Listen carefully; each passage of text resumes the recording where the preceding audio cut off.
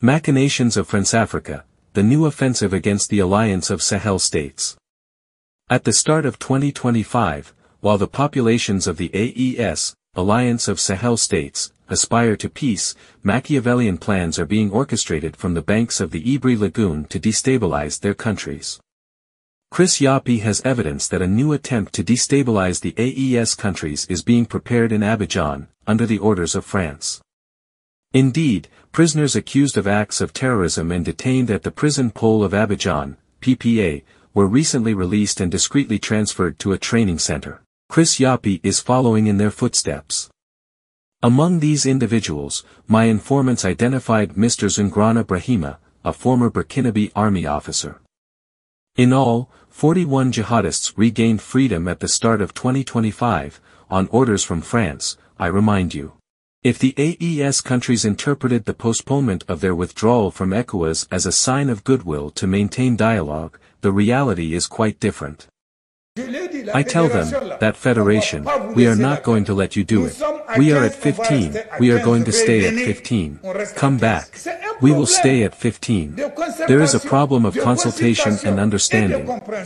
France would have given a 6-month deadline to overthrow presidents deemed hostile to its interests and bring the 3 rebel countries back into the fold of Françafrica. Yapi therefore calls on the authorities of these countries to be extra vigilant, because this maneuver only aims to serve the electoral interests of the old strategist who seeks to stay in power. On the prison pole of Abidjan, PPA. Yapi wants to challenge human rights organizations on the alarming fate of 4 men locked in armored cells and subjected to total isolation, on the orders of Birahima Ouattara from his hospital bed in Paris. The identity of these prisoners is unknown, but they are subjected to a black diet, an inhumane practice contrary to fundamental rights. This situation shows, if it were still necessary, that Birahima Ouattara is seeking to eliminate these troublesome men without directly compromising himself. If no action is taken, these prisoners will slowly die in excruciating pain.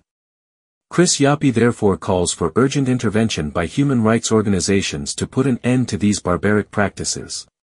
Truly, if the devil had a name, he would be called Birahima Ouattara. Yapi does not lie.